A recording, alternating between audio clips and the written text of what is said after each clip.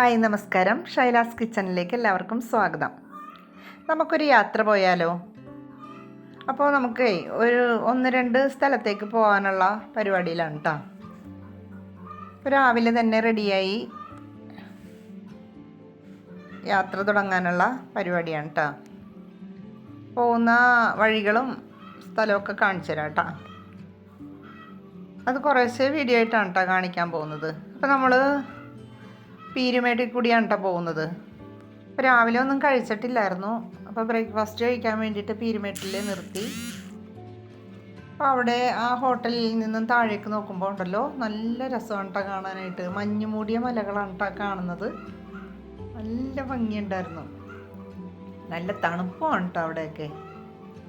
അങ്ങനെ 2 ഗീ റോസ്റ്റും അതിന് കറി, സാമ്പാറും പിന്നെ ചമ്മന്തിയും ചായയൊക്കെ വാങ്ങിച്ച് കഴിച്ചു. നല്ല ചൂട് നെയ് റോസ്റ്റായിരുന്നു കേട്ടോ. പിന്നെ അത് കഴിച്ചിട്ട് പിന്നെയും യാത്ര തുടങ്ങണേ കേട്ടോ. നമ്മൾ കുമ്മളി കുട്ടിക്കാനം റോഡില്ലേ, അതിലെ കൂടിയാണ് പോകുന്നത്. നല്ല റോഡാണ് കേട്ടോ അവിടെ. ഇപ്പോൾ ടൗണിൽ കൂടിയുള്ള കറക്കം വേണ്ടല്ലോ.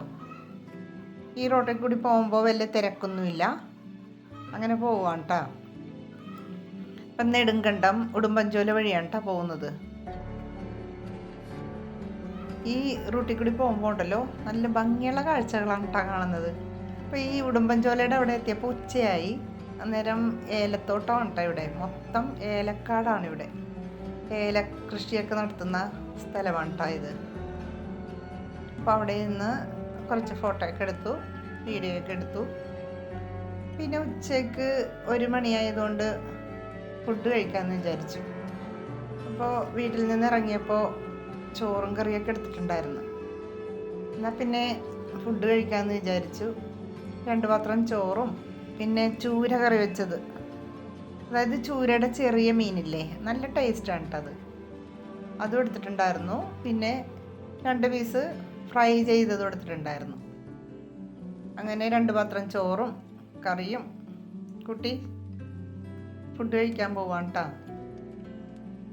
2 വീലറിന് പോയാലും ഞങ്ങൾ ദൂരേക്കൊക്കെ പോകുമ്പോൾ ചോറെടുത്തിട്ട് റോഡിൻ്റെ സൈഡിൽ നിന്നൊക്കെ ഒരു നല്ലൊരു സ്ഥലം കിട്ടുവാണെങ്കിൽ അവിടെ നിന്നൊക്കെ കഴിച്ചിട്ടൊക്കെയാണ് കേട്ടോ യാത്ര ചെയ്യുന്നത്.